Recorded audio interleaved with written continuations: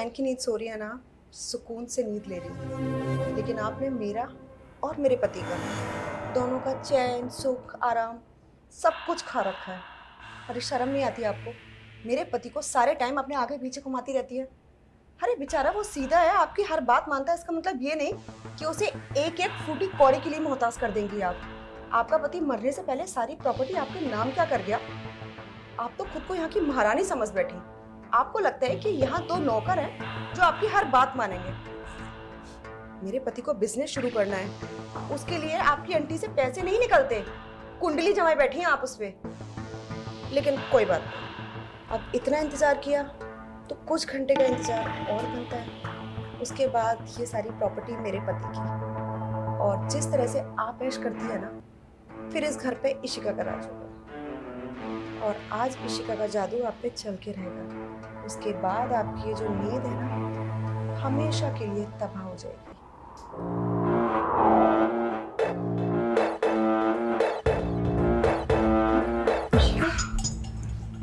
इशिका, तुम यहाँ क्या कर रही हो? वो भाभी, मैंने सोचा कि आप भी अकेली हैं और मैं भी अकेली थी, तो थोड़ा सा समय आपके साथ बिता लेती हूँ। राजीव कहाँ गया है? उससे बातें करो जाकर। वो तो सो गए, लेकिन मैं जाग रही हूँ अब तक, सिर्फ आपके लिए। मेरे लिए? क्या हुआ? कुछ बात करनी है तुम्हें मुझसे? हाँ भाभी, बात तो बहुत दिन से सोच रही थी आपसे करूँ, लेकिन मौका आज मिला है। क्या हुआ, बोलो।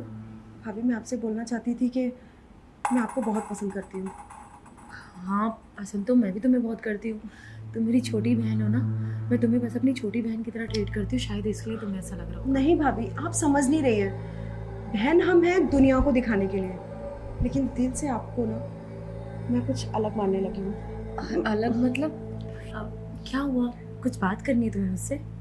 भाभी, आज मुझे आपसे बात नहीं करनी। बात हम रोज करते हैं, किचन में, बालकनी में, सोफे पे। लेकिन आज चाहती हूँ कि मैं आपके करीब रहूँ, आपको टच करूँ और आपके साथ बहुत कुछ करूँ। बहुत कुछ? क्या कहना चाहती हो? साथ में खाना बनाती है, किचन में साथ में टाइम स्पेंड भी कर लेते हैं और हम एक साथ ही तो रहते हैं घर में।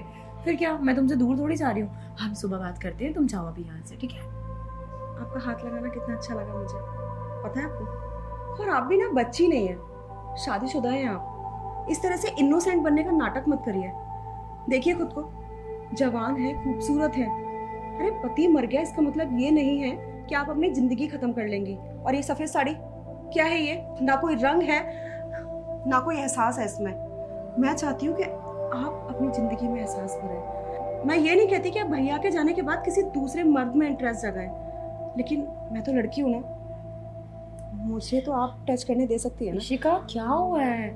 मैं ठीक हूँ। मुझे ये अपनी बेरंग साड़ी भी पसंद है और मुझे अपनी लाइफ भी पसंद है। ईशान के जाने के बाद ना सब कुछ खत्म हो चुका है। मुझे नहीं अच्छा लगता किसी और से बात करना। अगर मैं चाहूँ तो दूसरी शादी भी कर सकती हूँ, पर मन नहीं है मेरा। मत करना भाभी, क्योंकि अगर आपने दूसरी शादी की ना तो आप मुझसे दूर हो जाओगी। और मैं नहीं चाहती कि आप मुझसे दूर हो जाओ। नहीं, ऐसा कुछ नहीं होगा। मैं इसी घर में रहूंगी और तुम हमेशा मेरी छोटी बहन रहोगी। मैं तुम्हें हमेशा ऐसे ही प्यार करूँगी। भाभी, मुझे ये वाला प्यार नहीं चाहिए। आप समझ क्यों नहीं रही हो? क्या हो गया आपको? हाँ, भैया के जाने के बाद ना आपका दिमाग खत्म हो गया है। बच्चों जैसी हरकतें करने लगी हो आप। कैसे हंसना है, कैसे बोलना है, क्या फीलिंग्स होती है, इन सब के बारे में आपको कुछ मालूम ही नहीं है। इतनी देर से आपको समझाने का ट्राई कर रही हूँ, लेकिन आप है कि नासमझ बने जा रही है। मैं खुल के बता रही हूँ भाभी, मैं सच में आपको पसंद करती हूँ। शिका, बस करो। क्या कर रही हो तुम ये सब? तुम पागल हो गई हो? तुम्हें अंदाजा भी है कि तुम किस तरह की बातें मुझसे कर रही हो? ये सब बातें, मैं तुम्हारी भाभी हूँ। और कहाँ है तुम्हारा पति? उससे करो ये सब बातें जाके। अच्छा, तुम निकलो मेरे रूम से। मुझे तुमसे कोई बात नहीं करनी। जाओ यहाँ से। इशिका, जाओ, चली जाओ मेरे रूम से। लेकिन मेरी बात तो सुनिए ना। मुझे कुछ नहीं सुनना। इससे पहले कि मेरा हाथ उठे, चुपचाप यहाँ से चली जाओ। भाभी, क्या हो गया? क्यों शोर करके परेशान कर रही हो सबको? क्या हो गया? अच्छा हुआ आप आ गए।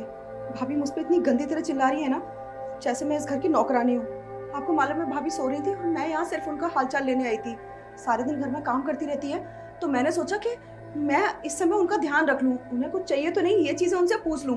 लेकिन वो मुझ पे इतनी गंदी तरह चिल्लाई, आपने खुद ही देखा ना। आवाज आई है आपको बाहर तक। भाभी, क्या चल रहा है सब कुछ? वो आपका इतना ख्याल रखती है, ध्यान रखती है, और फिर भी आप इस तरीके से बर्ताव कर रही हो उनके साथ। शिका, क्यों झूठ बोल रही हो तुम? सब सच बताओ ना। मैं चिल्ला रही थी तुम पे, तुम किस तरह की हरकतें कर रही हो वो भी तो बताओ। क्यों मेरे करीब आ रही थी इतना? हाँ, कितना झूठ बोल रही है ये। मैं क्या हरकत कर रही थी? हे जी, आपको तो पता है ना कि मैं भाभी का कितना ध्यान रखती हूँ। मैं यहाँ भी इनका हालचाल लेने आई थी, और झूठ मैं नहीं बोल रही हूँ, झूठ भाभी बोल रही हैं। मैंने इनसे कहा भाभी मैं आपको कुछ खाने पीने का ला दूँ, आपकी सेवा कर दूँ, तो ये बोलती है नहीं शिका, ये सब फॉर्मेलिटी करने की कोई जरूरत नहीं है, तुम मेरे करीब आओ, हम कुछ और नया ट्राई कर सकते हैं। बस करो शिका, इतना झूठ मत बोलो कि मुझसे बर्दाश्त ना हो। मैं तुम्हें बोल रही थी ये सब, उल्टा तुम मुझे बोल रही थी। और तुम छोटी बहन हो मेरी, इस तरह के इल्जाम क्यों लगा रही हो तुम मुझ पर? देखो भाभी, ये कोई इल्जाम नहीं लगा रही है, हमेशा ना सच बोलती है, और मुझे तो लगता है ना जब से भैया गए ना वो तड़प मच रही है आपके अंदर, इसलिए ये सब हरकतें करी ना आपके साथ। पागल हो गया क्या? किस तरह की बातें कर रहे हो तुम मुझसे? बदतमीज है तू। पता है ना तेरे बड़े भाई की बीवी हूं मैं। हद में रह के बात कर अपनी। बस भाभी, यहाँ हद कौन अपनी भूल रहा है ना वो अच्छे से दिख रहा है। मैंने सुन ली आपकी ऊंची आवाज, इसका मतलब ये नहीं कि आप मेरे सामने मेरे पति की इतनी इंसल्ट करेंगे। और किस तरह से बात कर रहे हैं आप उनसे? अरे भाई, जब तुम यहाँ नहीं थी ना, मैंने तब उसे अपने बच्चे की तरह पाला है, और वो इस तरह मुझसे बात करेगा, मुझसे बर्दाश्त नहीं होगा। ओ भाभी बस करिए, ये अपनेपन का दिखाओ ना, यहाँ मत करिए। अरे पिछले हफ्ते मैंने आपको बिजनेस के लिए कुछ पैसे मांगे थे, कैसे मुंह चढ़ा लिया था आपने?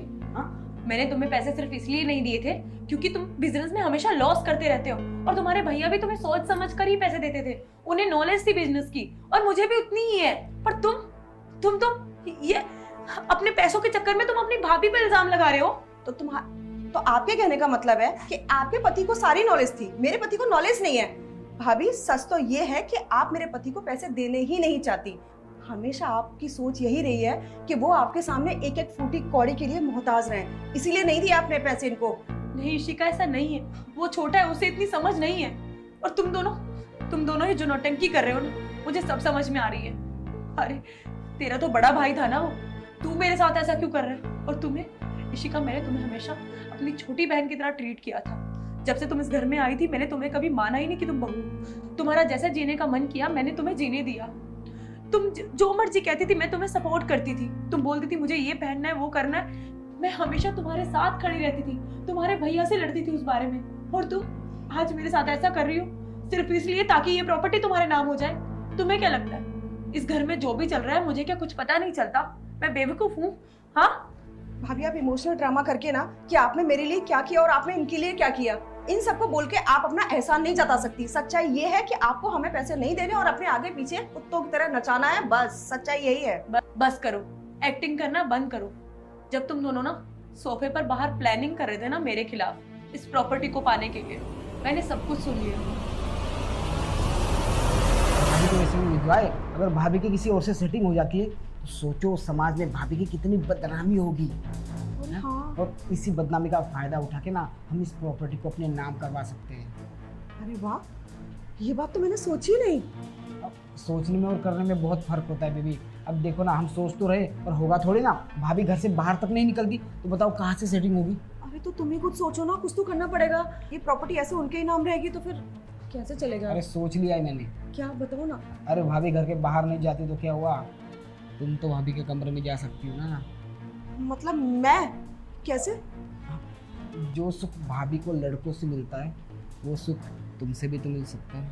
तुम्हारे कहने का मतलब है मैं भाभी के साथ वो सब करूं?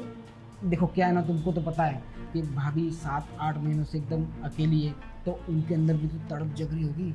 उनको भी तो अकेलापन महसूस होता होगा, उनको भी तो वो सुख चाहिए होगा जो हर औरत को चाहिए, है ना। तो कोई आदमी तो मिल नहीं रहा है, क्या पता वो सुख वो एक लड़की से। बस बस बस बस, इतना एक्सप्लेन करने की जरूरत नहीं है। पतिदेव, आप जो समझाना चाहते हैं वो मैं समझ गई हूँ। क्या बात है। ठीक है, आप जो चाहते हैं उसके लिए मैं रेडी हूँ, क्योंकि मैं आपको हर समय उनके सामने गिड़गिड़ाते हुए नहीं देख सकती ना, और ये प्रॉपर्टी भी तो अपने नाम करनी है। अच्छा ठीक है, मैं जाती हूँ, लेकिन तुम ना टाइम पे आ जाना। कहीं ऐसा ना हो कि उल्टा भाभी मेरे ऊपर ही चढ़ जाए और लेने के देने पड़ जाए, ऐसा नहीं हो सकता है। अरे नहीं, ऐसा कुछ नहीं होगा। जैसे तुम कुछ कांड करोगे मैं तुरंत वीडियो बना लूंगा और दोनों मिलके करेंगे उससे ब्लैकमेल, फिर तुम मेरे हाथों में छोड़ दो कि इस प्रॉपर्टी को कैसे हथियाना है। अच्छा ठीक है, ज़्यादा टाइम वेस्ट नहीं करते, मैं जा रही हूँ भाभी कमरे में। हाँ। और तुम ना थोड़ी देर बाद ही आ जाना। ठीक है तुम जाओ। ठीक है। तुम्हें शायद जानकारी भी नहीं है कि तुम्हारे भैया के मरने के बाद ना मैंने अगले दिन सारी प्रॉपर्टी तुम दोनों के नाम कर दी थी, क्योंकि तुम दोनों के अलावा मेरा इस दुनिया में कोई है भी नहीं। किसके सहारे जीऊंगी मैं तुम दोनों के अलावा? और तुम मेरे साथ ऐसा बर्ताव कर रहे हो। हर मैं हाथ जोड़ती हूँ तुम दोनों के सामने। अगर तुम्हें मेरा इस घर में रहना पसंद नहीं है तो मैं चली जाऊंगी, पर प्लीज मैं इस तरह का इल्जाम बर्दाश्त नहीं कर पाऊंगी। मेरे साथ ऐसा मत करो, मैं चली जाऊंगी यहाँ से। भाभी क्या कर रही हो आप हमारे सामने ऐसे हाथ मत जोड़िए। आप भाभी हमारी, हम बहुत इज्जत करते हैं आपकी। हमसे बहुत बड़ी गलती होगी, पता नहीं जाने अनजाने में हम आपके साथ क्या करने जा रहे थे। अरे हमें तो पता नहीं था कि आप हमारे लिए इतना कुछ सोच रही है, और हम है कि पता नहीं आपके बारे में क्या क्या सोच रहे हैं, किस हद तक जा रहे थे। देखिए भाभी, हमने जो भी किया ना वो प्लीज आप भूल जाइए ना। भाभी, मैं भी अपने किए हुए बहुत बहुत ज़्यादा शर्मिंदा हूँ। मैं जानती हूँ कि एक औरत के दिल पे जब ठेस लगती है तो उसे कैसा लगता है, और मैंने खुद औरत होकर वो सारी हरकतें की है। हाँ, हम जानते हैं कि हम इस प्रॉपर्टी के लालच में आके अंधे हो गए थे, और हम ये भी चाहते थे कि आप इस घर में ना रहें, क्योंकि आप एक एक चीज़ के लिए टोकने लगी थी। लेकिन आज जब मेरे सामने, मेरे पति के सामने आप हाथ जोड़ रही है ना, तो सच बताऊँ नहीं अच्छा लग रहा। मैं तुम्हें जब भी टोकती थी बस तुम दोनों की भलाई के लिए टोकती थी। मैं जानती हूँ भाभी, लेकिन क्या है ना, जब बच्चों को बड़े टोकते हैं तो उन्हें लगता है कि बहुत ज़्यादा वो दबाव में आ गए हैं, और उस समय वो अपने माँ बाप से या अपने बड़ों से पीछा छुड़ाना चाहते हैं। लेकिन आज रियलाइज हुआ है कि गलत हम थे, गलत आप नहीं थी। प्लीज़, हमें नहीं चाहिए प्रॉपर्टी। आपने हमारे नाम कर दी होगी, हमें नहीं मालूम, हमें आज ही मालूम पड़ा है। हम वो आपके नाम वापस कर देंगे, लेकिन प्लीज़ ये घर छोड़ के मत जाइए। आपके बिना कोई नहीं है हमारा। भाभी शिका प्लीज मेरे सामने हाथ मत जोड़ो। तुम मेरी छोटी बहन हो, और ठीक है मैंने तुम्हें अपना समझ के माफ कर दिया है। मुझे बस इसी बात का अच्छा लग रहा है कि तुम्हें अपनी गलती का पछतावा तो हुआ। और प्लीज आज के बाद अगर तुम्हें मुझसे कुछ भी चाहिए होगा ना, सामने से आकर मांग लेना, पर मेरे साथ ऐसा मत करना। ये घिनौना खेल अगर तुम मेरे साथ दोबारा खेलोगे तो मैं मर जाऊंगी। नहीं भाभी, अभी इस प्रॉपर्टी से हमें कोई लेना देना नहीं है। हमें बस आप चाहिए, और आप हमारे साथ रहिए, यही हमारे लिए बहुत बड़ी बात है। भाभी, हम ऑलरेडी अपनी नज़रों में बहुत बहुत ज़्यादा शर्मिंदा हैं, और प्लीज़ ये सब बोल के हमें और शर्मिंदा मत कीजिए। लेकिन हाँ, मैं आपसे प्रॉमिस ज़रूर कर सकती हूँ कि आज के बाद आपके दिल को बिल्कुल ठेस नहीं पहुँचेगी, और एक बहन की तरह प्यार करूँगी आपसे।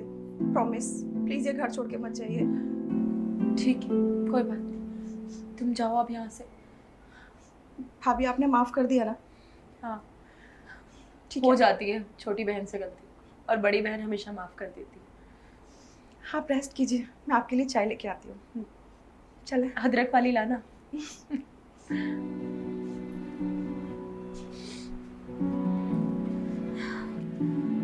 अच्छा हुआ इन दोनों को अपनी गलती का एहसास तो हुआ, पर ना जाने आज भी कितनी विधवा औरतें ऐसे घुट घुट के जिंदगी जी रही हैं। उनके घर वाले भी उन्हें इसी तरह परेशान करते हैं, और समाज तो उन्हें इतना हक भी नहीं देता कि वो अपनी मर्जी से जिंदगी जी पाए, अपनी मर्जी के कपड़े पहन पाए, या अपनी मर्जी से कहीं जा भी सके। और जब घर वाले भी इसी तरह तुम्हारे साथ बिहेव करने लगे तो ऐसा लगता है कि पूरी दुनिया खत्म सी हो गई है। पर कुछ घर वाले मेरे जैसे भी निकल जाते हैं। हाँ, थोड़ी देर बाद समझ आता है, पर समझ तो आ जाता है ना।